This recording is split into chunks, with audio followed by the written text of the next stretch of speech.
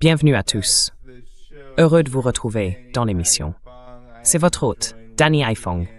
Je suis à nouveau accompagné du professeur Mohammad Marandi, venu d'Iran. Professeur Marandi, merci beaucoup de m'avoir rejoint aujourd'hui. Merci, Danny. C'est toujours un plaisir d'être dans ton émission. Oui, appuyez sur le bouton j'aime, tout le monde. Nous allons maintenant passer aux dernières mises à jour. Cela aide à faire connaître l'émission pendant que nous la diffusons. Alors, professeur Marandi, nous devons parler de cette opération de sauvetage. Les États-Unis affirment avoir remporté un grand succès dans cette opération.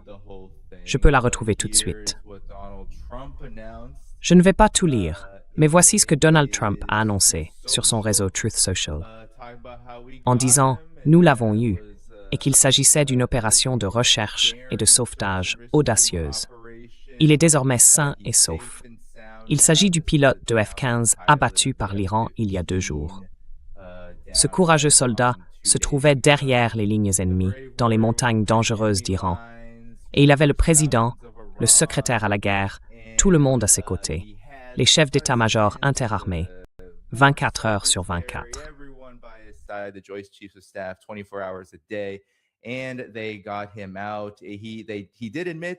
Et ils l'ont sorti. Il a reconnu avoir été blessé, mais il va bien. Mais professeur Marandi, l'Iran dit quelque chose de tout à fait différent ici, et je veux m'assurer que les gens comprennent ce point de vue, car ils ne l'entendront peut-être nulle part ailleurs. L'Iran qualifie cette opération d'échec total. Voici ce que les médias iraniens, laissez-moi juste le retrouver. Bon, d'abord, regardons les conséquences de ce que, selon eux, l'armée a fait. Voici ce que l'Iran a publié. Ce sont les débris de tous les appareils impliqués dans cette opération. Ça a l'air plutôt victorieux, non? Vous les entendez bombarder? Vous entendez les bombardements? Moi non, mais je vous crois tout à fait. Je ne sais pas si le public peut les entendre.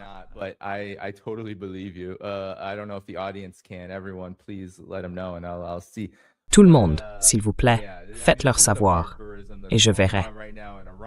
Mais oui, je veux dire, c'est la barbarie qui se déroule en ce moment en Iran, tout le monde. Et c'est ce que les forces spéciales américaines, les forces spéciales de l'armée de l'air, faisaient en essayant de secourir le pilote abattu. Voici ce qui s'est passé. 2 avions MC-130 ont été détruits, 4 hélicoptères ont été détruits lors de cette opération. L'Iran affirme même que ce n'était pas vraiment une opération de sauvetage du pilote, qu'il pourrait y avoir eu autre chose derrière. Mais malgré tout, ces MC-130 coûtent 100 millions de dollars, professeur Marandi. Sans parler du fait que la justification américaine pour la destruction de ces appareils est qu'ils se sont enlisés dans le sable en tentant de repartir, ce qui les a forcés à détruire leurs propres avions.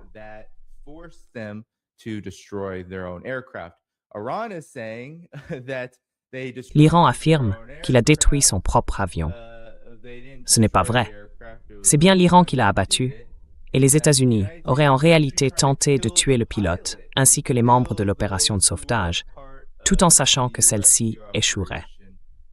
Alors, tout d'abord, qu'en pensez-vous?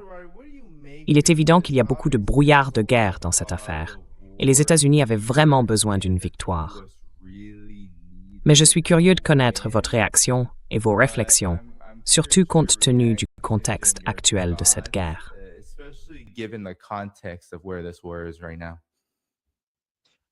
Je n'ai pas entendu les Iraniens dire qu'ils voulaient tuer le pilote.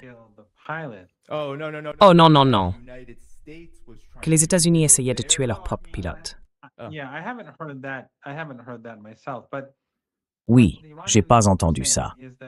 Je ne l'ai pas entendu moi-même. Mais ce que disent les Iraniens, c'est que ces 2 avions n'étaient pas coincés dans le sable, qu'ils avaient été endommagés, ils avaient essuyé des tirs au sol, et que d'après ce que j'ai entendu, les Américains ont dû partir. Ils pensent aussi que ce n'était pas simplement une opération pour sauver un pilote, mais que les avions et les soldats étaient là pour quelque chose de plus important. Cela a mal tourné, et ils n'ont pas eu le temps de mener à bien ce qu'ils voulaient faire, donc ils ont dû battre en retraite rapidement.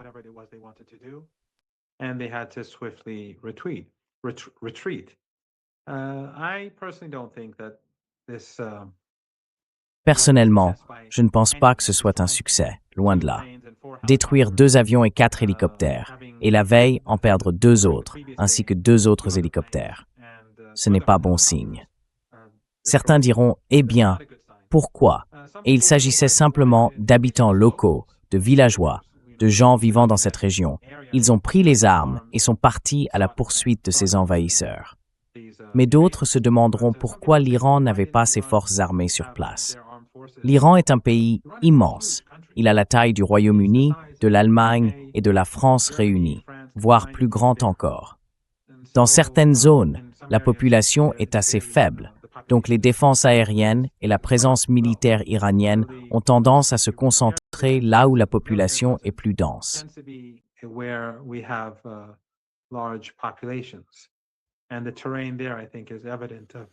Et le terrain là-bas, je pense, montre qu'il ne se passe pas grand-chose. Mais en tout cas, ce n'est certainement pas un succès. Devoir détruire et bombarder 2 avions endommagés, ou même s'ils affirment qu'ils ne l'étaient pas, cela reste 2 avions et 4 hélicoptères à leur côté. Apparemment, il y avait 4 hélicoptères. Ce n'est pas un succès, surtout si tout cela visait simplement à récupérer un seul pilote blessé. Et j'ai vu quelque chose, je crois que c'était sur Sky News, où quelqu'un parlait de ce pilote. Vous avez vu qu'il y avait une couverture médiatique totale. Mais quand ils ont massacré 168 petites filles dans une école primaire, nous n'avons pas vu de couverture médiatique totale.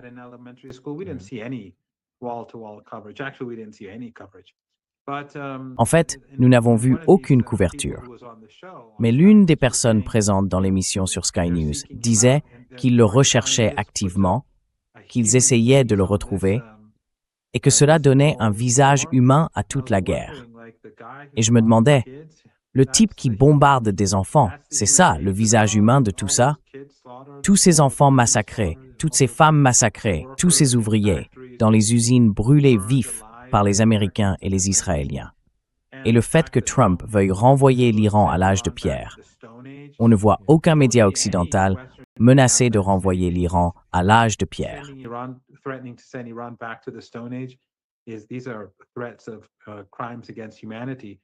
Ce sont des menaces de crimes contre l'humanité.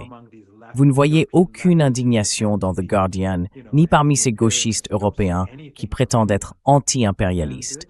Vous ne voyez rien de personne.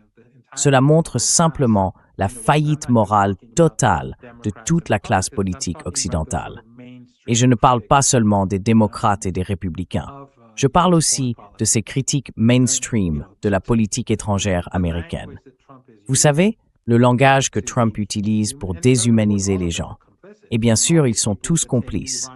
Je veux dire, tous ces gens n'ont cessé de dire que le régime iranien est ceci ou cela, et de mentir.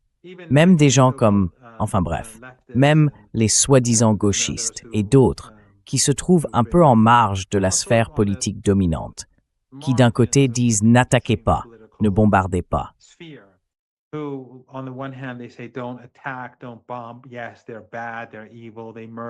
Oui, ils sont mauvais, ils sont diaboliques, ils assassinent, ils massacrent des dizaines de milliers de manifestants pacifiques et tout ce genre de bêtises.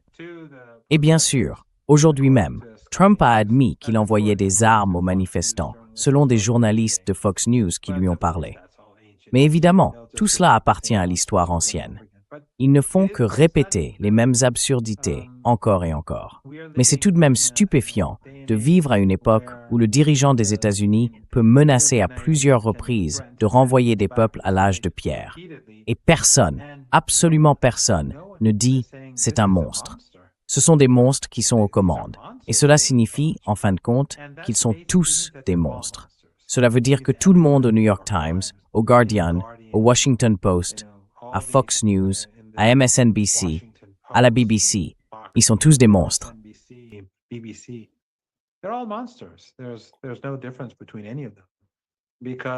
Il n'y a aucune différence entre eux, car beaucoup d'entre eux ont des comptes Twitter. Je n'en vois aucun hurler ou s'arracher les cheveux face aux menaces proférées contre le peuple iranien. Mais en tout cas, ce n'est pas une victoire, même s'ils prétendent que ça en est une. Cette guerre devait être terminée en 2 jours, puis nos missiles devaient l'achever en 1 semaine. Et nous voilà, à la 6e semaine, avec les Iraniens qui frappent fort. Des cibles dans ce régime d'apartheid sinistre, ce régime génocidaire, et à travers le Golfe Persique, des actifs affiliés aux États-Unis. Et il est clair que l'Iran a le contrôle. Alors, si tout cela est une grande victoire pour Trump, eh bien soit.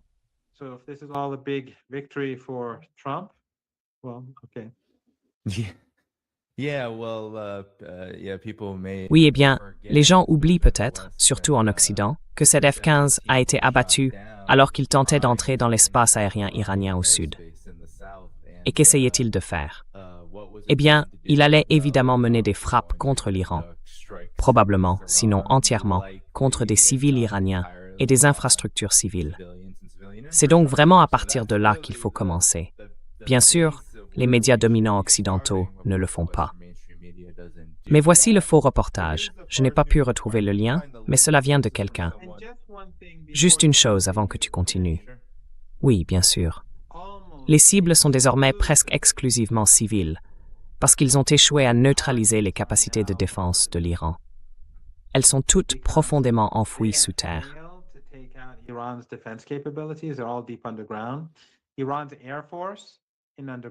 L'armée de l'air iranienne se trouve dans des tunnels souterrains, tout comme ses défenses aériennes. J'ai publié une vidéo montrant les défenses aériennes de l'Iran profondément enfouies sous terre. Ils les sortent lorsqu'ils en ont besoin. L'armée de l'air les déploie quand c'est nécessaire. La marine iranienne, comme je l'ai déjà mentionné dans votre émission, est également profondément enterrée le long des côtes du golfe Persique et du golfe d'Oman. Des vedettes rapides équipées de missiles, toutes prêtes. Ils n'ont rien détruit de significatif dans la marine. Ils ont bombardé quelques navires à quai, ceux qui ne servaient pas au combat. Ainsi, l'armée de l'air, les défenses aériennes et bien sûr les villes souterraines de drones et de missiles, leurs usines, sont toutes intactes.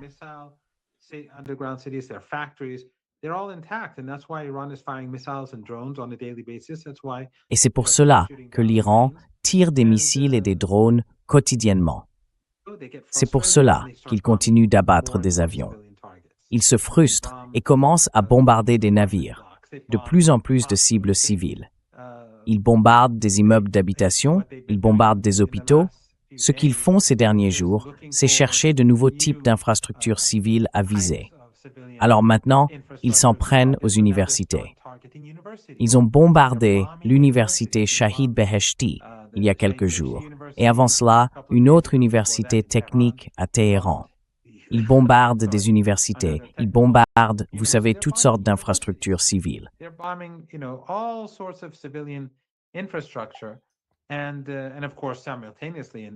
Et bien sûr, simultanément au Liban, ils bombardent. Et aujourd'hui, ils ont bombardé une ambulance en Iran, comme ils le font régulièrement. Lorsqu'ils voient une ambulance, ils la bombardent. Ils bombardent des chauffeurs de camions. Je vous l'ai peut-être déjà dit la dernière fois, je ne suis pas sûr de me répéter, désolé. Un ami à moi, le beau-frère de cet ami, a une entreprise et il a engagé 2 chauffeurs pour transporter des marchandises d'une ville à une autre. Ils les ont bombardés, tué les 2 chauffeurs et détruit les 2 camions qui leur appartenaient. Donc vous voyez, c'est ce genre de choses. Ils ont bombardé un grand pont qui venait tout juste d'être terminé. Les gens étaient...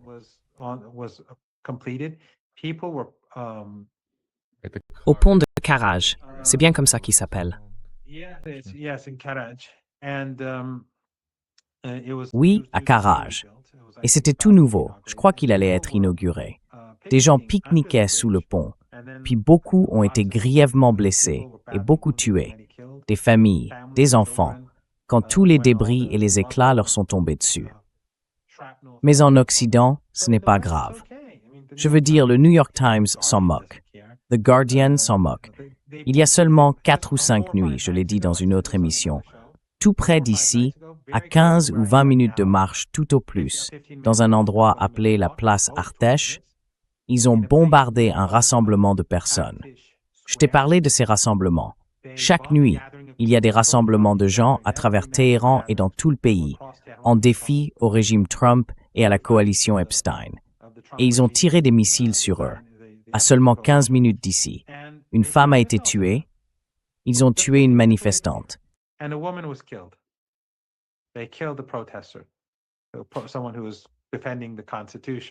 Quelqu'un qui défendait la Constitution et les forces armées. Et c'est ce qu'ils ont fait. Je crois que je te l'ai dit, le dernier vendredi du Ramadan, j'étais là, et il existe des images de cela. Tu t'en souviens sans doute.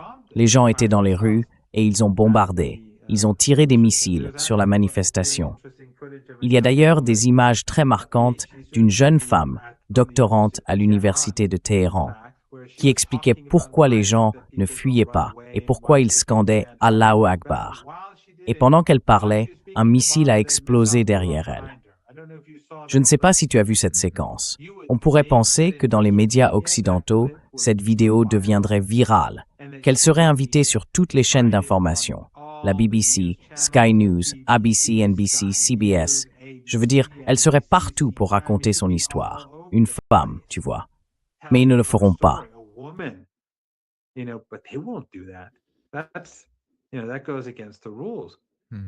Ça, tu sais, ça va à l'encontre des règles.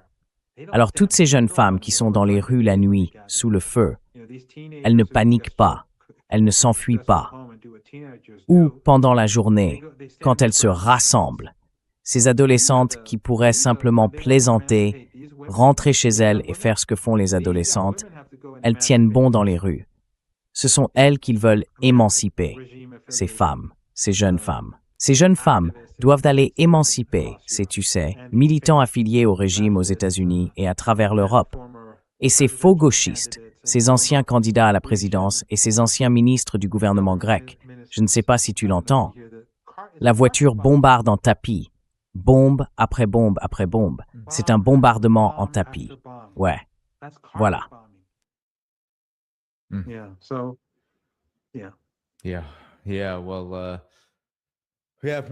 Oui, oui. Eh bien, oui, professeur Armani. Je veux dire, ce sont tous d'excellents arguments. C'est, je pense, la raison pour laquelle nous ne verrons jamais une victoire des États-Unis dans cette guerre. Parce que ce sont les gens, les Iraniens ordinaires, aux côtés de leur armée. Moi, je ne peux pas. Peut-être que le public le peut, mais pas moi. Mais nous l'avons déjà entendu dans cette émission. C'est assurément un crime absolu, ce qui se passe en ce moment. Une seconde. Oui.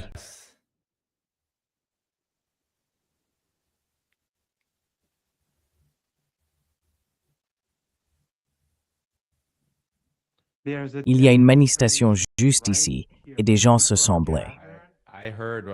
J'ai entendu une explosion, juste au moment où tu as dit ça.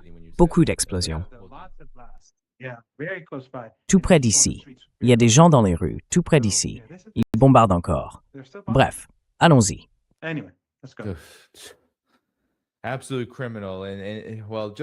Criminel absolu.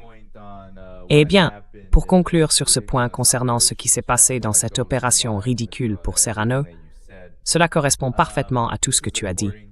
C'est selon Fars News, citant des sources locales. Bien sûr, nous avons déjà évoqué la destruction de l'avion, des avions de transport et des hélicoptères. Il mentionne également des drones Reaper et des drones Hermes. Mais voilà le problème. Des sources sur le terrain signalent la mort de plusieurs soldats américains.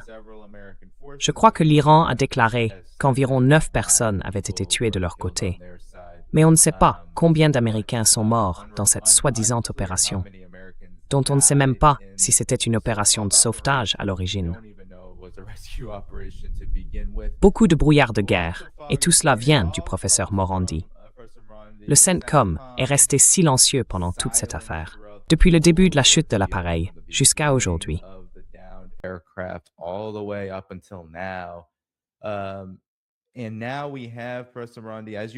Et maintenant, nous avons le professeur Morandi. Comme vous pouvez l'entendre, les bombes explosent derrière vous. Nous recevons Donald Trump pour Pâques. Il faut rappeler aux gens que c'est le dimanche de Pâques, n'est-ce pas? C'est censé être la guerre sainte, le président ultra-religieux qu'il prétend être. Le dimanche de Pâques, il lance des ultimatums, professeur Morandi, à l'Iran. Des ultimatums absolument ridicules. Les voici. Aujourd'hui, il a déclaré « Mardi sera le jour de la centrale électrique et des ponts réunis en un seul. Il n'y aura rien de comparable. Ouvrez ce fichu détroit, bande de fous, ou vous vivrez en enfer. Vous verrez. Louange à Allah. » Et ensuite, professeur Morandi, il a annoncé l'heure de l'échéance, la voici, qui est d'ailleurs une échéance reportée.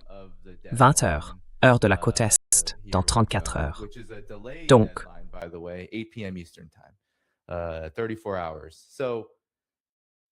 Tout d'abord, qu'en pensez-vous?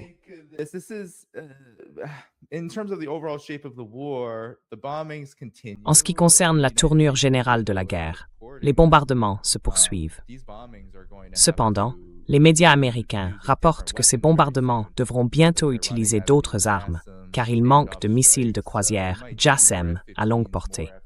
On pourrait donc voir davantage de F-15, de F-35 et plus d'avions abattus, puisqu'ils devront s'approcher davantage. Mais que pensez-vous de ces menaces proférées le dimanche de Pâques? Tellement de mauvais goût, répugnantes et totalement racistes, en invoquant Allah. Comment réagissez-vous à cela? Et selon vous, comment l'Iran réagit-il? C'est un psychopathe. Et les Iraniens sont... Enfin, c'est un psychopathe. Et les Iraniens en particulier sont écœurés par ces Iraniens de la diaspora qui ont appelé à la guerre.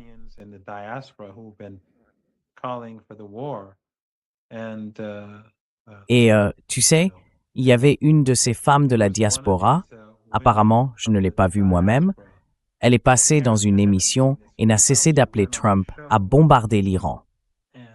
Puis l'animateur a dit, « Eh bien, vous savez, des cibles civiles sont aussi touchées, comme il a frappé un pont. » Et elle a répondu, « Non, non, il ne l'a pas fait. Il ment toujours. Il n'a pas frappé le pont. » Je ne l'ai pas vu moi-même, c'est un peu flou, je peux me tromper un peu. Et ensuite, l'animateur a dit, « Mais il a affirmé qu'il avait frappé le pont. » Donc, comme elle disait, « Non, il ne l'a pas frappé. » L'animateur a répété, « Eh bien, il a affirmé qu'il avait frappé le pont. »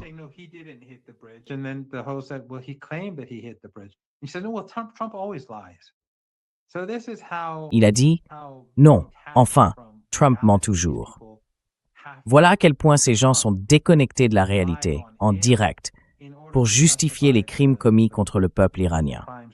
Et bien sûr, ces partisans de Trump, la base MAGA, sont tous impliqués dans des crimes contre l'humanité parce qu'ils les soutiennent. Ce sont donc des complices. Mais aussi tous ceux qui ont répété les mensonges des quelques 30 000, ou maintenant, Trump dit 40 000 aujourd'hui. Il a dit environ 45 000. Ceux qui ont répété ces mensonges, que ce soit, comment s'appelle ce type déjà, peu importe. Il va peut-être mieux ne pas mentionner de nom.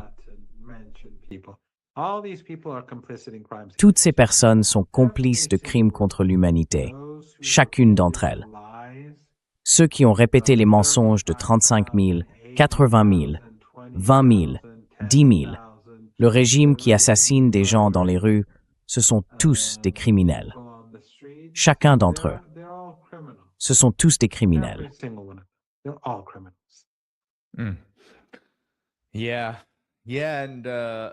Oui, oui. Et pour une raison quelconque, maintenant que nous sommes entrés dans cet ultimatum, encore un de Donald Trump, Dropsite News affirme que sa logique actuelle, c'est qu'il veut boucler cette guerre en quelques jours. Et sinon, il veut tout faire exploser, jusqu'en enfer. C'est ainsi qu'il voit les choses. Mais l'Iran ne semble pas impressionné par cela. Et désormais, même les grands médias occidentaux doivent admettre que non seulement l'Iran ne bronche pas, mais qu'il a les moyens de ne pas le faire. Ce n'est pas seulement psychologique. Il y a une base matérielle à cette attitude. C'est parce qu'ils peuvent continuer. Avant l'émission, nous parlions de ces leurres, et c'est le New York Times qui reconnaît que l'Iran répare rapidement ses bunkers à missiles, d'après les seuls renseignements américains. Et ce sont des estimations prudentes, des évaluations conservatrices.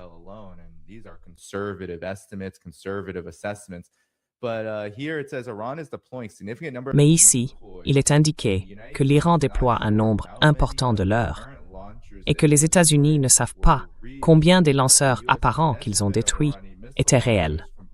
Bien que les États-Unis disposaient d'une estimation du nombre de lanceurs de missiles iraniens avant la guerre, Ce chiffre n'était pas précis. Il a été difficile d'évaluer combien de lanceurs pouvaient se trouver dans des bunkers ou des grottes, touchés par des frappes aériennes américaines ou israéliennes. Ils ne sont donc même pas sûrs, pendant toute cette guerre, à part les civils, les infrastructures, tout le reste qu'ils essayent de frapper, ils ne savent même pas s'ils atteignent réellement quelque chose. Et l'Iran montre chaque jour, je veux dire hier, Bahreïn, les Émirats arabes unis, Haïfa, chaque Barashiba, ce sont des sites israéliens. Chaque jour, tous les jours. Ça ne s'arrête pas. Et cela me fait me demander, professeur Rodney, cet ultimatum, est-il purement dénué de sens? Et pensez-vous que les États-Unis, Donald Trump, cherchent réellement à obtenir une sortie rapide de cette situation? Donald Trump is really trying to seek a quick exit out of this.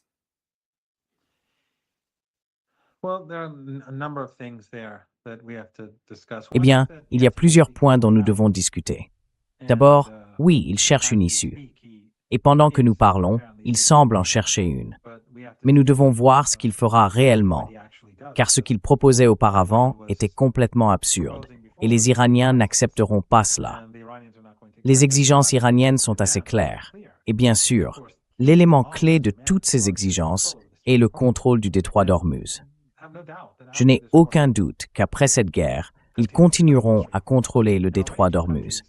Déjà, 2 pays en plus d'Oman dans le Golfe Persique ont parlé avec les Iraniens et ont accepté de travailler dans le cadre de cette nouvelle situation.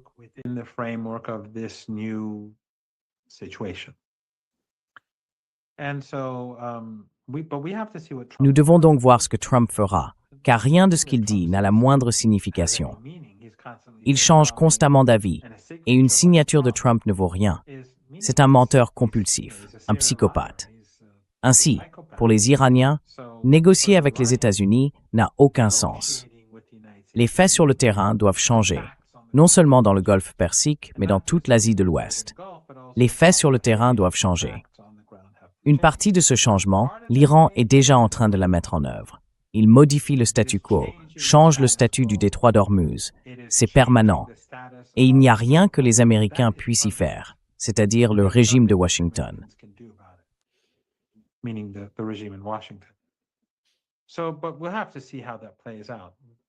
nous devrons voir comment cela se déroule. S'il mène d'autres attaques monstrueuses contre l'Iran, cela reste à voir. Comme nous l'avons déjà répété à plusieurs reprises, et comme je le dis depuis 7 ou 8 ans maintenant. En fait, quelqu'un m'a rappelé que j'avais parlé sur Press TV il y a des années.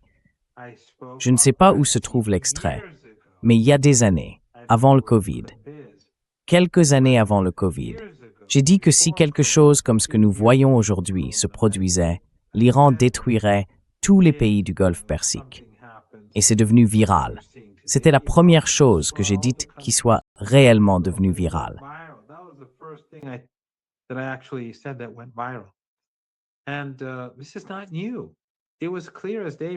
Et ce n'est pas nouveau.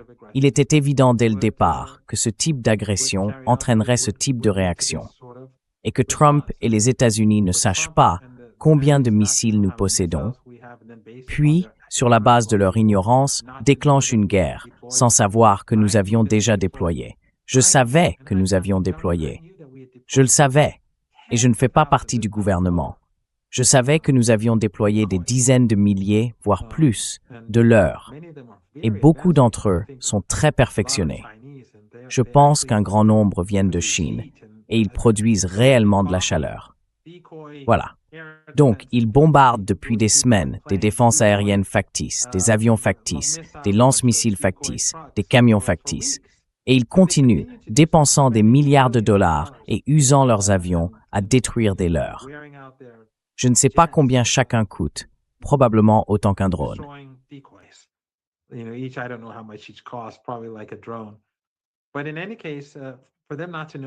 Mais en tout cas, pour qu'ils ne sachent pas cela, eh bien, encore une fois, ils ne savent rien de l'Iran. Que savent-ils, eux, qui ne cessent de répéter que le soi-disant régime est impopulaire, qu'il tue son propre peuple? Eh bien, le peuple, ce sont ceux qui sont dans les rues, ceux qui défient les frappes aériennes. Alors, où sont ces intellectuels publics américains et européens qui ont raconté des absurdités sur l'Iran et contribué à ce récit d'un régime impopulaire. Ils ont complètement tort. Personne ne va se rallier au drapeau d'un gouvernement qui tue son propre peuple. Il y a des dizaines de milliers de personnes dans les rues. Personne ne devrait croire ce mensonge. Ils utilisent cet argument du ralliement autour du drapeau pour dire que, malgré tout, le peuple soutient encore le gouvernement. Non. S'ils avaient tué des manifestants pacifiques et que des dizaines de milliers de personnes étaient encore dans les rues, ce serait impossible.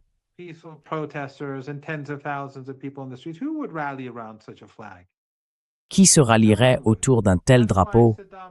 Personne. C'est pour cela que le régime de Saddam Hussein s'est effondré si facilement. C'est pour cela que ce fut une promenade militaire, parce que les gens en avaient assez. Ils étaient écœurés et fatigués du régime.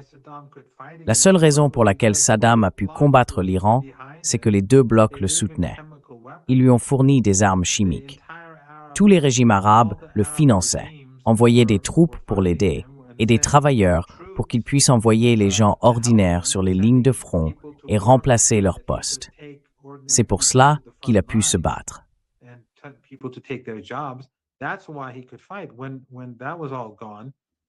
Quand tout cela a disparu, lorsque les Américains ont envahi l'Irak, il n'y a pas eu de véritable résistance. Ce n'est qu'après la chute du régime que nous avons progressivement vu les gens commencer à résister, mais pas pour Saddam Hussein. Donc cet argument du ralliement autour du drapeau est une absurdité. Oui, ils se sont ralliés autour du drapeau, mais autour de ce qu'ils considéraient comme le gouvernement légitime. C'est la réalité. Mais ces gens en Occident sont aussi ignorants de la réalité sur le terrain, dans les rues de Téhéran, qu'ils le sont de la réalité souterraine, dans les bases de missiles, de drones, navales, aériennes et de défense aérienne de l'Iran.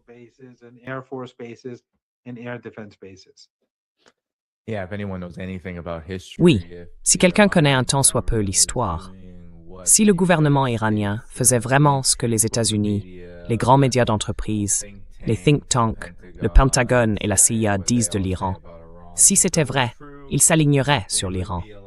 Ils ne seraient pas en guerre contre l'Iran.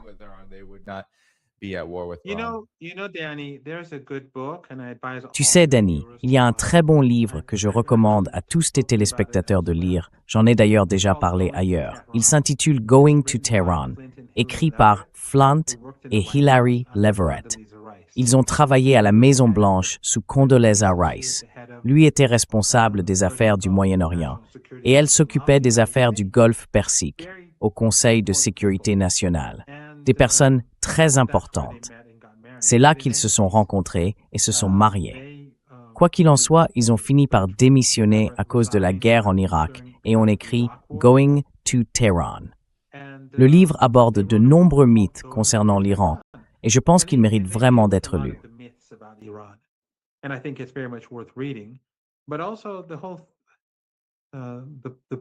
Mais en plus, le livre dit essentiellement que les États-Unis devraient essayer de trouver un terrain d'entente avec l'Iran. Il parle de l'histoire de l'Iran. Il y a très peu de bons livres en anglais sur l'Iran.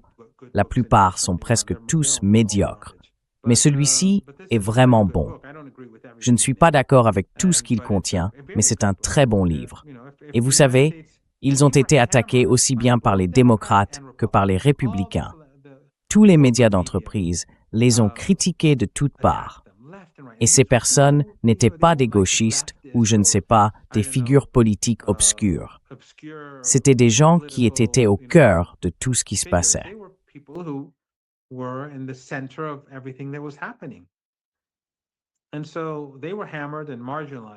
Et donc, ils ont été attaqués et marginalisés.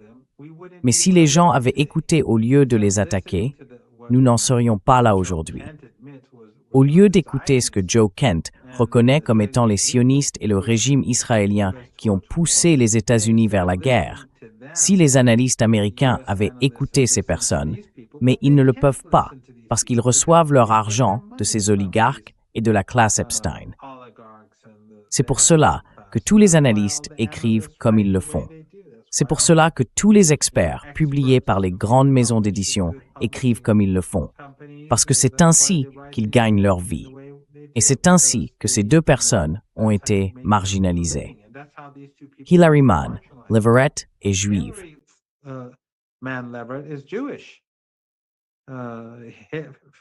Tu sais, attaquer et calomnier, mais c'est un bon livre à lire. Quoi qu'il en soit, les États-Unis ont choisi la mort et la destruction pendant les 2 dernières décennies et demie, et je crois que toutes ces guerres que nous avons vues, ces innombrables guerres, avaient pour but de nous mener à celle-ci. Oui, oui. Souviens-toi de ce que Wesley Clark a dit. 7 pays en 5 ans, en terminant par l'Iran. Eh bien, ces 5 ans ont pris 25 ans, mais c'est ce qui s'est passé. Oui.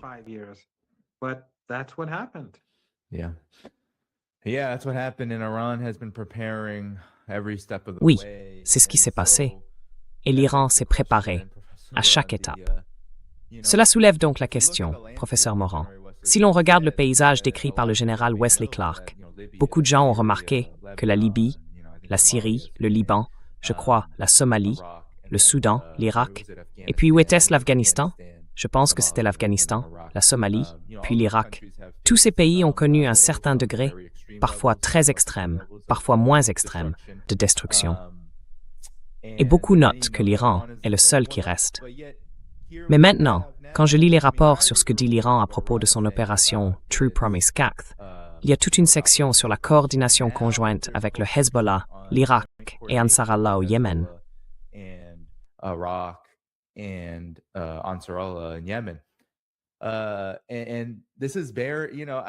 c'est important, vous savez, il semble que cela ait surpris tout le monde, que chaque jour maintenant, il y ait encore.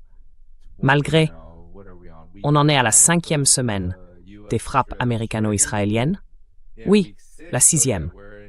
Ah oui, nous en sommes maintenant à la 6e semaine. Je crois que c'est le premier jour de la 6e semaine. Maintenant que nous en sommes là, professeur Morandi, ces opérations ne faiblissent pas. Je veux dire rien qu'hier. Le Koweït a été très durement touché. Des installations énergétiques, ainsi qu'une base navale. Donc, des frappes sur des infrastructures énergétiques et une base navale. L'Iran affirme avoir tué 25 soldats américains aux Émirats arabes unis pendant la nuit. Des cibles israéliennes ont été touchées. Vous savez, plusieurs navires, dans le détroit d'Ormuz, se sont vus refuser le passage. Donc l'Iran est très actif, malgré le fait qu'il soit censé être isolé, si l'on en croit le scénario qui devait se produire. Alors, qu'est-ce qui a mal tourné ici, professeur Morandi? Et comment cela influence-t-il la manière dont cette guerre va se conclure?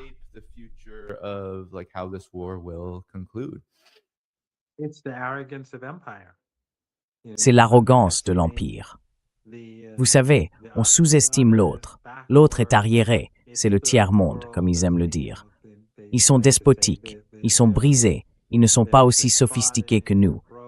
Ce sont des jockeys de chameaux, des sables-ci ou des sables-ça. C'est ainsi qu'ils pensent. Ils méprisent tous les autres. Et maintenant, ils doivent affronter cela.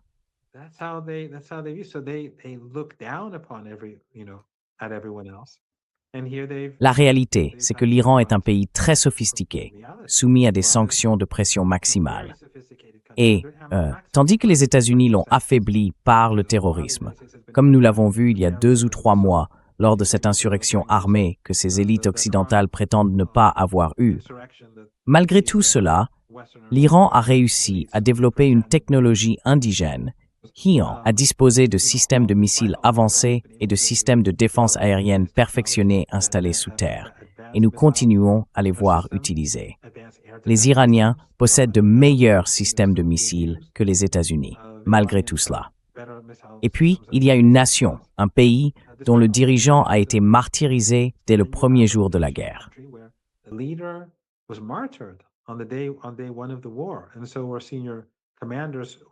Ainsi, nos commandants supérieurs n'étaient pas avec lui. Ils se trouvaient ailleurs, dans une autre réunion. Il a été martyrisé. Il a refusé de quitter sa maison parce qu'il disait que beaucoup d'Iraniens ordinaires n'avaient nulle part où aller. Et malgré la perte de ses commandants et de lui, la riposte militaire a commencé en moins d'1 heure. Même si nous n'avons pas eu de dirigeants pendant 1 semaine, le pays est resté totalement stable. Il n'y a pas eu de ruée vers les magasins, les supermarchés, les stations-service ou les pompes à essence. Nulle part. Pas un jour, pas une heure. Tout a continué comme d'habitude. Et c'est essentiellement parce que le peuple était avec l'État, avec la République islamique.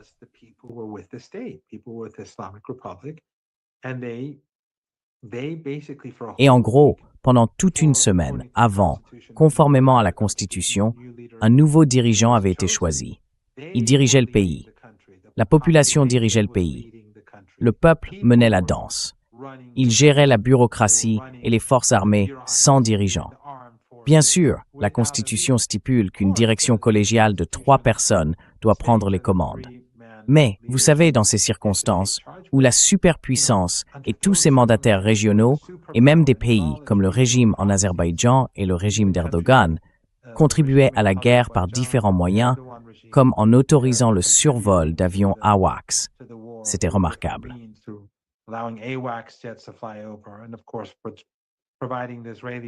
Et bien sûr, il fournissait au régime israélien du carburant bon marché pour l'aider à mener son génocide à Gaza. Malgré tout cela, nous avons vu la résilience du peuple iranien maintenir le pays non seulement à flot, mais aussi créer cette riposte impressionnante et extraordinaire, où l'Iran s'est dressé contre l'Occident collectif. Je veux dire, les régimes occidentaux ont trop peur d'amener leurs bateaux et leurs soldats ici, car ils savent ce qui se passerait, mais ils contribuent d'autres manières à la guerre en aidant les États-Unis. Vous savez, ces dictatures arabes, tout ce front a été créé contre l'Iran et cet axe de résistance. Et d'ailleurs, on peut en dire autant du Liban. Nous avons eu cette discussion ensemble à plusieurs reprises. Le Hezbollah est incapable. Il est mort. Beaucoup de gens disaient que c'était mort. C'était mort. Mais maintenant, nous voyons le Hezbollah. Et le régime israélien est tellement frustré que plutôt que de viser le Hezbollah, il s'en prend à des maisons et des appartements. Les médias occidentaux y contribuent. Des médias contrôlés façon Epstein. Leurs journalistes sont à Beyrouth. À Gaza, ils prétendaient que puisqu'ils n'étaient pas sur place, ils ne pouvaient rien confirmer. Mais ils sont à Beyrouth et pourtant, ils ne racontent toujours pas la vérité. Ils diront que le Hezbollah frappe ou que le régime israélien frappe des bastions du Hezbollah à Beyrouth. En d'autres termes, qu'il bombarde des immeubles d'habitation et massacre des civils. Ainsi, les médias occidentaux essaient de leur offrir une couverture autant que possible, même si tous ces journalistes savent qu'ils mentent et trompent le public.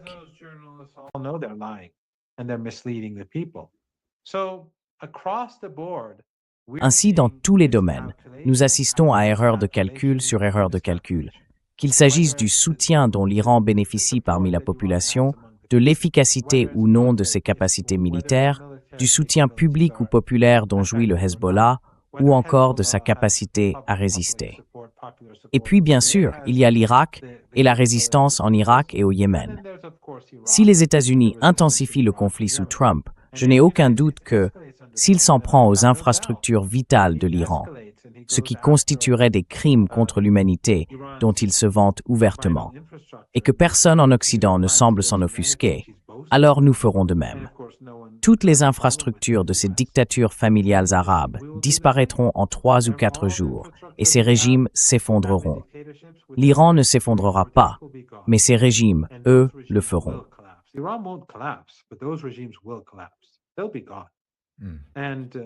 Ils seront partis. Et chaque fois qu'un nouveau régime arrivera, ils seront certainement proches de l'Iran. Ces esclaves, serviteurs sous contrat et travailleurs, dont beaucoup ne viennent même pas de cette région, peut-être qu'ils prendront le contrôle du pays. Qui sait? Le peuple de Bahreïn pourra enfin avoir son propre gouvernement. Et au Koweït comme ailleurs, ils pourront enfin avoir un gouvernement sans despote. Je ne pense donc pas que les Américains, je n'ai aucun doute que les Américains n'auront pas le dessus. Tous leurs avoirs dans le Golfe Persique, valant des milliers de milliards, disparaîtront. Et il n'y aura plus de pétrole, plus de gaz, plus de produits pétrochimiques. Rien ne viendra du Golfe Persique pendant des années.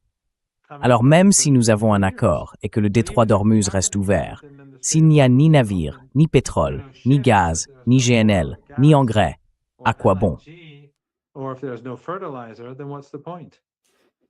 Yeah. And if that's the Oui, et si ce sont bien les conditions matérielles, professeur Mani, qui seront très probablement les conditions sur le terrain, alors ce que nous aurons, comme vous l'avez prévu et répété ici à de nombreuses reprises, c'est une crise économique mondiale. Voilà la situation à laquelle nous serons confrontés et nous nous dirigeons déjà dans cette direction. and that will, we're already headed there. And Professor Mario, Et puis, imagine, Mikey, regardons simplement l'Inde. Nous avons vu à quel point le régime israélien se moque du peuple indien ou de quiconque d'autre. Beaucoup d'Indiens, malheureusement, en raison de leur vision du monde, soutiennent le régime israélien et ses politiques génocidaires. Qu'a provoqué cette guerre israélienne contre l'Iran? Elle a entraîné la fermeture du détroit d'Ormuz. Et maintenant, le régime israélien continue d'essayer d'intensifier le conflit et de détruire les infrastructures iraniennes pour pousser l'Iran à faire de même. Alors, que va-t-il arriver à l'Inde? L'économie indienne va s'effondrer. Elle est déjà en grande difficulté. Le gouvernement indien tiendra-t-il? Il y aura une crise dans le pays pendant des années. Le pays est, tu sais, très pauvre dans l'ensemble. Donc, tu vois, l'Inde, le Brésil, tous les pays, ils vont tous faire face à un avenir très sombre à cause du sionisme, à cause d'Israël, à cause de Netanyahou et de Trump. Ouais. yeah, and I also want to put out there, Professor Mario, Oui, et je veux juste dire quelque chose pour quelqu'un. Vous savez, j'ai cet article ici sur la chaîne. Je veux dire, toutes les sources que nous utilisons ici sur cette chaîne, pour les sujets dont nous parlons, surtout à propos de la guerre, n'est-ce pas? Tout ce que vous avez avec les guerres, c'est, vous avez l'Iran, vous avez ce que l'Iran dit et ce que l'Iran diffuse dans ses médias, ainsi que d'autres types d'informations pour nous aider à comprendre le point de vue américain et le point de vue israélien. C'est vraiment tout. C'est ainsi que nous pouvons recueillir des informations sur ce qui se passe. Maintenant, les médias israéliens sont toujours si intéressants, professeur Morandi, parce que même si la Hasbara et le penchant pour le mensonge sont très forts, la force du mensonge est vraiment puissante en Israël. Malgré tout, c'est, comme diraient les MAGA Shods, d'une fragilité incroyable. MAGA chuds would say, it's such a snowflake. It can't really handle any. Il ne peut vraiment supporter aucune réaction, aucune réponse, aucune riposte, aucune résistance à son encontre. Lorsqu'il y en a une, il panique automatiquement et il en vient même à diffuser un peu de vérité au milieu de tous les mensonges. En voici un exemple. Les FDI admettent qu'Israël a surestimé les dégâts infligés au Hezbollah et pensent que l'Iran peut continuer à tirer des missiles tant que la guerre se poursuit. Vous verrez cela. C'est tiré du Times of Israel. Vous le verrez dans presque tous les médias israéliens, presque chaque jour. Vous verrez ces petits fragments de vérité. Et vous savez, juste hier, le président Rouhani et le Hezbollah ont déclaré avoir frappé des navires israéliens.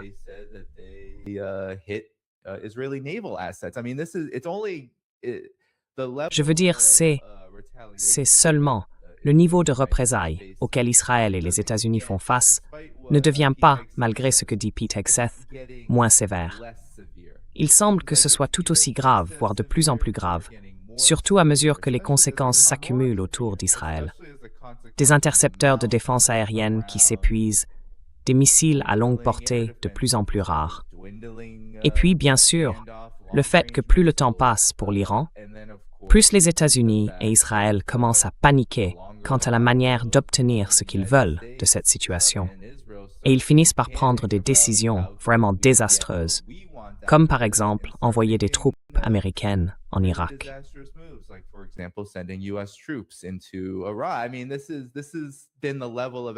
Je veux dire, c'est le niveau d'escalade auquel nous assistons, Morandi. Qu'en pensez-vous? Comment voyez-vous la trajectoire générale, étant donné que nous recevons, surtout de la part d'Israël, les États-Unis, en réalité, sont probablement, surtout maintenant qu'ils se sont mis en avant, encore moins dignes de confiance que les médias israéliens, paniqués à ce stade, car Israël semble avoir la peau beaucoup plus fine face à ce qui lui arrive. Eh bien, vous savez, autrefois, on entendait toujours dire à quel point les Israéliens étaient brillants en matière de Hasbara. En réalité, ils sont plutôt stupides, assez insensés et assez ignorants, et même leur politique actuelle de guerre perpétuelle.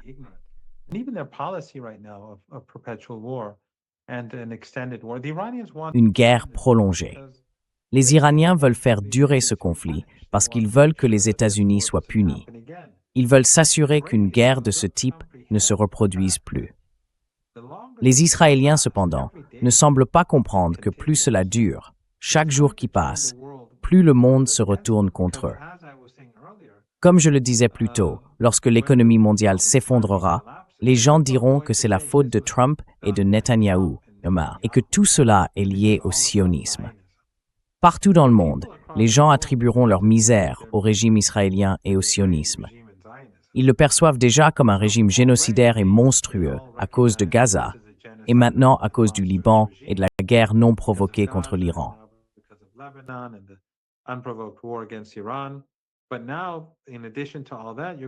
Mais maintenant, en plus de tout cela, il va y avoir une misère mondiale. Nous ne voyons pour l'instant qu'un tout petit aperçu de ce qui nous attend. Il va y avoir d'énormes bouleversements dans les semaines à venir, et ce ne sera pas joli à voir. Et vous savez, je ne m'en réjouis pas, parce que les gens partout, nous tous, vos téléspectateurs, vos auditeurs, tout le monde va en être affecté négativement. Mais tout le monde va attribuer cela au régime israélien. Et puis, le régime israélien est un régime minuscule, chétif, vulnérable, faible. Sa force vient de tout le soutien qu'il reçoit de l'Occident et des États-Unis en particulier.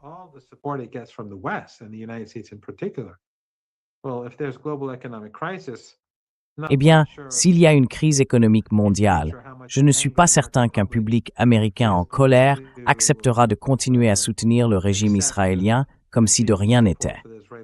Donc je ne suis pas sûr que ce soit une décision intelligente de la part du régime. Je pense qu'en réalité, cela va beaucoup lui nuire. Mais c'est encore une fois l'arrogance de l'Empire. Il se surestime et sous-estime tout le monde. Et au final, c'est ainsi que les empires s'effondrent. Nous avons déjà vu au cours des 2 dernières décennies comment l'Empire américain a décliné.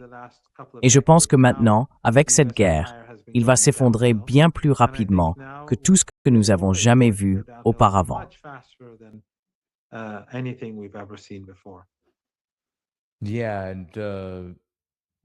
Oui, et le soutien à cette guerre est déjà très faible. Il va encore diminuer. Et pourtant, nous avons l'administration Trump, Donald Trump lui-même, qui demande, croyez-le ou non, professeur Morandi, un budget de défense militaire de 1,5 billion de dollars, soi-disant, en affirmant que tout le reste doit être réduit pour que cela se réalise, malgré le fait que cette guerre n'a déjà pas le soutien du public, ni majoritaire, ni même pluralitaire. C'est un soutien minoritaire.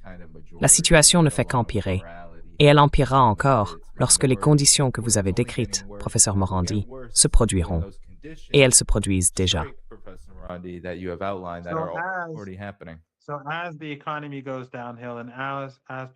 Alors que l'économie décline et que les gens paient plus cher à la pompe, il veut prendre encore plus d'argent au peuple pour le donner au complexe militaro-industriel contrôlé par une poignée de milliardaires. Mais vous savez, je pense que la réalité va, à moins que Trump ne recule sérieusement, je pense que les événements à venir, les difficultés économiques mondiales qui s'annoncent, vont changer les choses d'une manière que nous ne pouvons tout simplement pas prévoir pour le moment. Non, nous ne voyons que ce qui est déjà évident, à savoir que malgré tout ce qui a été investi dans les 1,5 billion de dollars, cela ressemble à un appel. Nous avons besoin de cela pour reconstruire tout ce que nous avons perdu. Mais ce n'est pas la réalité. Ce n'est pas si simple. Comme de nombreux analystes de cette émission l'ont expliqué, on ne peut pas simplement jeter de l'argent sur des usines détruites, des systèmes patriotes détruits, des bases militaires détruites. On ne peut pas faire ça. Oui.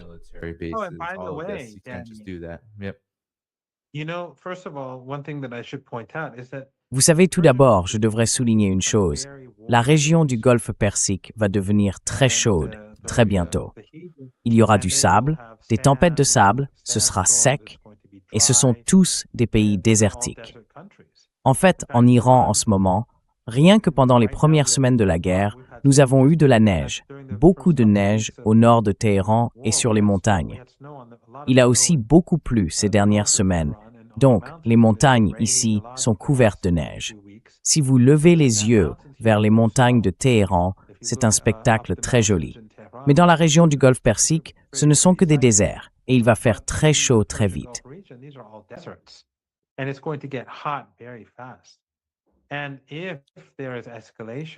Et s'il y a une escalade et que les États-Unis détruisent nos infrastructures critiques, si elles sont détruites de l'autre côté du Golfe Persique, tout le monde devra partir.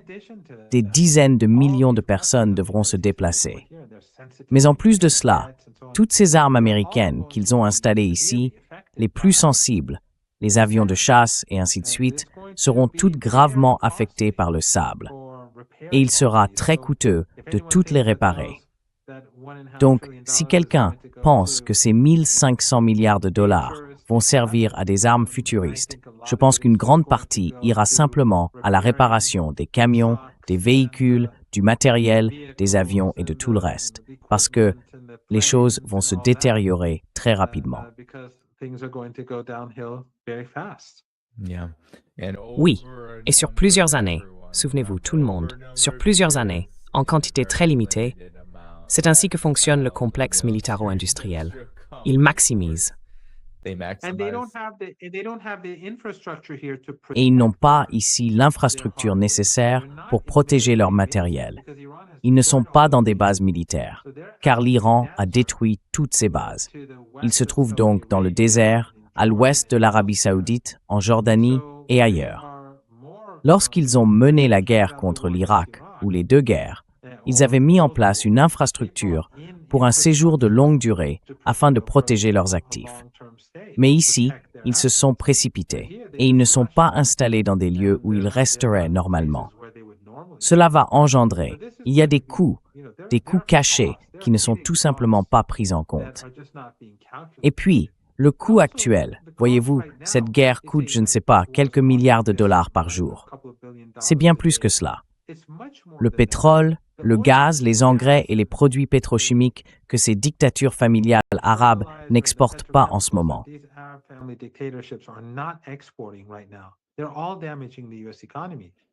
Ils nuisent tous à l'économie américaine, car une grande partie de l'argent va vers les actions et les obligations américaines. Une bonne part sert aussi à acheter des armes américaines qu'ils ne peuvent même pas utiliser, parce qu'ils n'ont pas, vous savez, enfin je pensais qu'ils étaient 400 000. Comment vont-ils utiliser tous ces avions? C'est essentiellement pour les pots de vin, les commissions, des deux côtés. Vous savez, des personnes influentes au sein du gouvernement américain, des princes de l'autre côté. Donc cet argent, vous voyez, cet argent n'est disponible nulle part parce qu'ils ne gagnent pas d'argent et que leurs infrastructures sont endommagées. Et si elles sont détruites, alors tout change. Il y a donc un type de dommage à plusieurs niveaux pour l'économie américaine qui va progressivement se révéler avec le temps.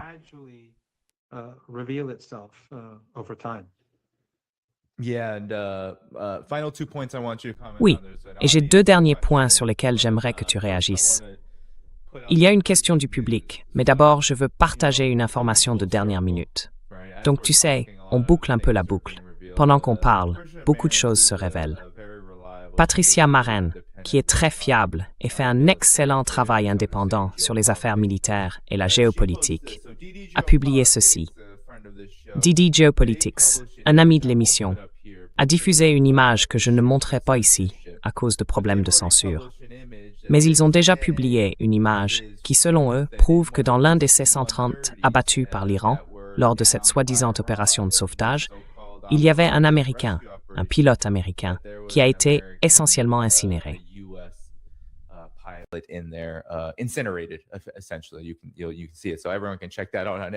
Vous pouvez le voir, donc tout le monde peut aller vérifier cela. Ensuite, s'ils veulent se rendre sur Didi Geopolitics. Mais malgré tout, la professeure Marins révèle une information selon laquelle les forces américaines auraient tenté d'utiliser une ancienne piste d'aviation agricole en Iran. L'Iran était déjà préparé à l'embuscade, et elle détaille ensuite tous les coûts des pertes que l'Iran a pu infliger, en termes d'hélicoptères, des 2 avions de transport. Et puis, rien que cela, professeur Morandi, est dévastateur.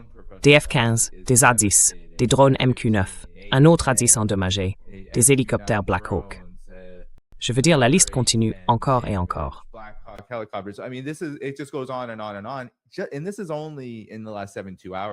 Et tout cela s'est produit au cours des dernières 72 heures environ. Nous parlons ici de dégâts considérables infligés à ce qui est censé être une force aérienne inébranlable, imparable, invincible. En plus de tous les dommages subis par les bases, par Israël, par les infrastructures du Golfe, pétrole, gaz, dire que le coût s'élève à 2 milliards de dollars, comme ils le prétendent, c'est absurde. 2 milliards par jour?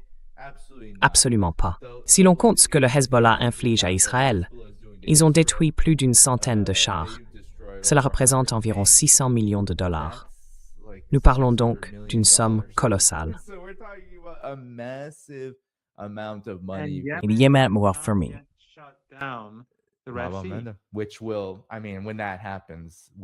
Ce qui va se passer, je veux dire, quand cela arrivera, nous allons voir le pétrole. Les gens pensent que les marchés pétroliers sont actuellement en pleine crise, mais nous n'avons encore rien vu. Alors, votre réaction finale à cela? Et puis, la dernière question qu'un membre du public a posée, je crois que c'est la seule, mais je vais vérifier. Non, il y en a quelques-unes, mais en voici une. Que pense le professeur Marandi du fait que la majeure partie du monde soutient l'Iran?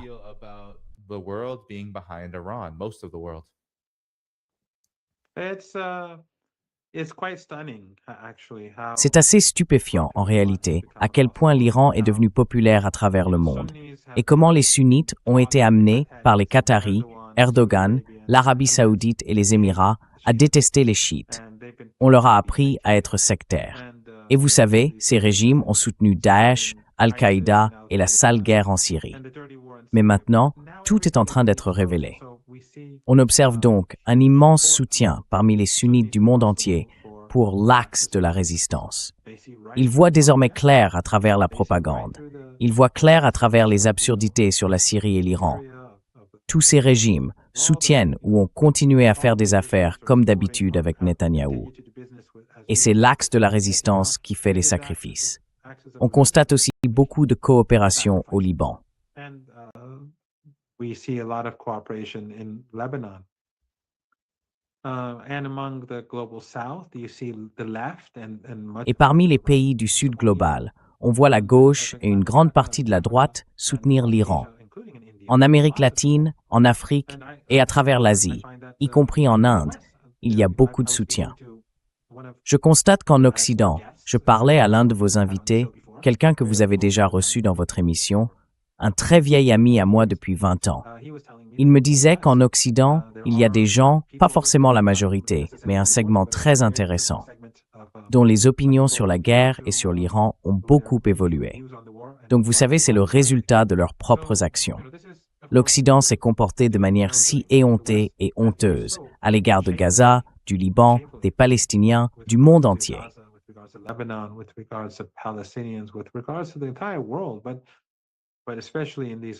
Mais surtout au cours de ces 2 ou 3 dernières années, la façade, le masque, est tombé.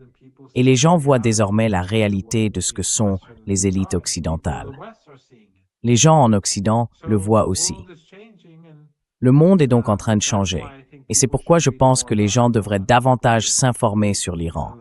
Les gens devraient lire, comme je l'ai dit, le livre Going to Tehran et d'autres ouvrages du même genre.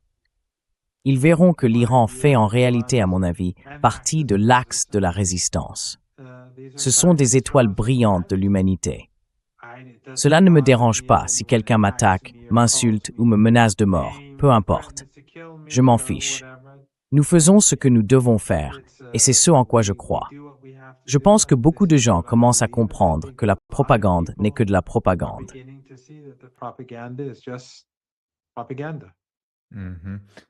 Yeah, indeed, Professor Morandi. Oui, en effet. En effet, professeur Morandi. Je suis simplement en train d'afficher le reste des superchats. Quelqu'un a demandé si le pilote de sauvetage est en vie. En réalité, nous ne le savons pas. Nous n'avons que les informations rapportées par Pete Hegseth et Donald Trump. Quelqu'un a soulevé un bon point ici. La fermeture du détroit d'Ormuz et la hausse du prix du pétrole au-dessus de $200 inciterait-elle le monde à réduire significativement l'utilisation des combustibles fossiles et à progresser dans la lutte contre le changement climatique? Je veux dire, le secteur des énergies renouvelables en Chine va certainement connaître un essor à cause de cela. Mais je ne sais pas si vous avez une réaction. I don't know if you have any reaction to Yeah, that but question. this is not going to be a good thing. This is going to be tragic. Ce ne sera pas une bonne chose. We have to always Ce sera remember, tragique. Iran did not start this war. Nous devons toujours nous souvenir, l'Iran n'a pas commencé cette guerre. Si vous regardez les médias occidentaux, vous penserez que c'est le cas. L'Iran ne voulait pas de cette guerre. À aucun moment, l'Iran n'a initié l'escalade. À aucune phase. Ils ont attendu que cela vienne. Et les gens critiquent l'Iran. Ils disent « Pourquoi ne ripostez-vous pas ?» Mais les Iraniens ont des limites morales. Oui, la République islamique d'Iran a des limites morales fondées sur ses croyances religieuses. Elle a des limites morales. C'est difficile à comprendre pour beaucoup. Oh, les mollahs en Iran, ils tuent des gens dans les rues, ils les abattent jour et nuit, et toutes ces absurdités. Les femmes, ce sont les femmes qui préservent la révolution. The women are the ones who are preserving the revolution. They're the ones on the streets every night on the streets. Ce sont eux qui sont dans les rues chaque nuit, dehors dans le froid. Il pleut et il neige, il fait froid, Téhéran est froid, il fait encore froid. L'Iran n'est pas entièrement désertique. Nous avons des forêts au nord et il y a beaucoup de neige sur les montagnes autour de Téhéran en ce moment. Et ces jeunes femmes, souvenez-vous, je parle des jeunes femmes, sont dans les rues, sous la pluie et la neige. Il y a moins de neige maintenant, mais encore de la pluie. Nous avons eu de fortes pluies hier et avant-hier à Téhéran. Elles sont dans les rues sous la menace de la mort et de la destruction, parce que ces monstres, ces pilotes, leur tirent des missiles dessus.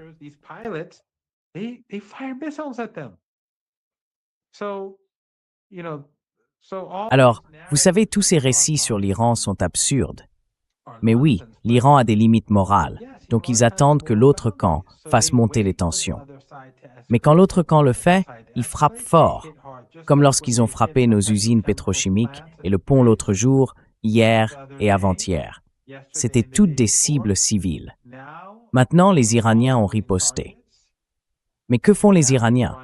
Ils annoncent à l'avance qu'ils vont frapper, même si cela aide l'autre camp à préparer sa défense.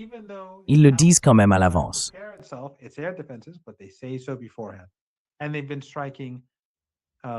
Et ils ont frappé des usines pétrochimiques et d'autres sites dans certains de ces pays du Golfe Persique parce qu'ils ont un sens de la moralité. En Iran, nous ne voulions pas de cette guerre. Elle nous a été imposée. Mais espérons-le, avec la défaite de Trump, ce fou et psychopathe, et de Netanyahou, le grand mal, et du sionisme, le grand mal de notre époque, nous aurons la paix. Mais non, si vous retirez soudainement le pétrole, le gaz, les engrais et les produits pétrochimiques aux gens, cela va provoquer une catastrophe mondiale et probablement la famine. Les gens doivent donc faire pression sur le régime de Trump pour mettre fin à cette folie. Nous verrons bien ce qui se passera.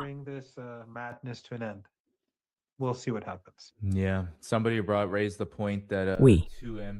Quelqu'un a fait remarquer que 2 MC-130 peuvent transporter 180 parachutistes, ou 120 s'il y a du matériel.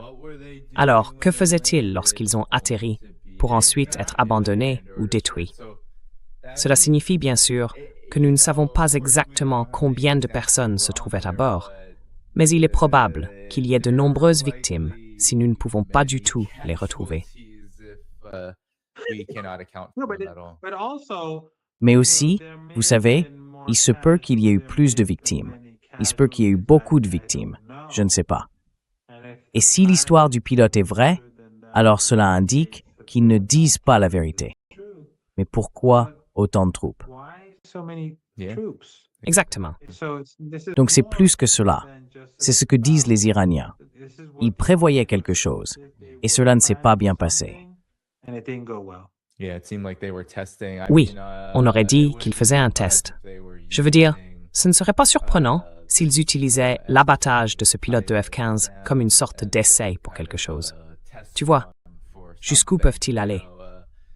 How far can they go? En tout cas, les généraux résistaient à quelque chose de stupide, évidemment. Yeah. Ouais, C'est pour ça qu'ils ont été tirés. Yeah. Yeah. And it failed badly. Oui, I mean, oui, just oui. the aircraft alone, et ça a we complètement guess échoué, je veux dire, rien que l'avion en lui-même. Morandi on the J'imagine que d'autres informations vont sortir, professeur Morandi, à mesure que les détails apparaîtront. Mais je tiens à remercier tous ceux qui nous ont envoyé des super chats. Posez vos questions, bien sûr. C'est super. Tout le monde, vous savez, le professeur Morandi a dit plusieurs fois pendant ce direct qu'il y avait des bombes au-dessus, très proches. Il travaille très dur ici, donc, si vous voulez que sa voix soit entendue après ce direct, cliquez sur le bouton « J'aime », car cela indique à YouTube que cette vidéo mérite d'être regardée après la diffusion en direct. Faites-le, c'est la meilleure chose gratuite que vous puissiez faire. Et bien sûr, vous pouvez soutenir cette émission dans la description de la vidéo ci-dessous. Je serai de retour demain avec Justin Perdue et John Elmer. Ils vont faire une interview de type sit-rep et nous allons parler de la situation militaire qu'ils suivent. Demain, lundi 6 avril, à 16h, heure de la côte Est. Professeur Morandi, quelque chose à dire avant qu'on termine? Professor Morandi, anything you want to say before we head out of here? No, nothing. Just thank Non, you, non, rien. and thank your audience for Juste listening merci, and et merci à no votre one should public ever be d'avoir discouraged. écouté. That's Personne ne the devrait reality. jamais être People découragé. listen C'est la to- réalité de we should l'existence just do what humaine. we have to do. Nous devons simplement If we faire do ce what que we nous have avons to à do, faire. that- Et si nous le that faisons, is c'est suffisant. enough. So Parfois, les gens sometimes deviennent people déprimés get ou depressed, découragés. Ils ne devraient pas l'être. they shouldn't. Ou ils se Or sentent they feel coupables de ce que guilty fait leur for what the gouvernement. government is doing. Mais s'ils résistent, They are s'y opposent, resisting, if sont they're actifs, opposing it, if they're sensibilisent, active, they're raising ils n'ont awareness, aucune raison that's d'avoir what they honte should ou de do. s'excuser, car ce n'est To pas de leur fait. apologize for, because it's not their doing. Yeah, great. Oui, excellente façon de conclure l'émission. Tout le monde, mettez un j'aime avant de partir. Nous faisons une pause, mais nous reviendrons. Professor Morandi will be back.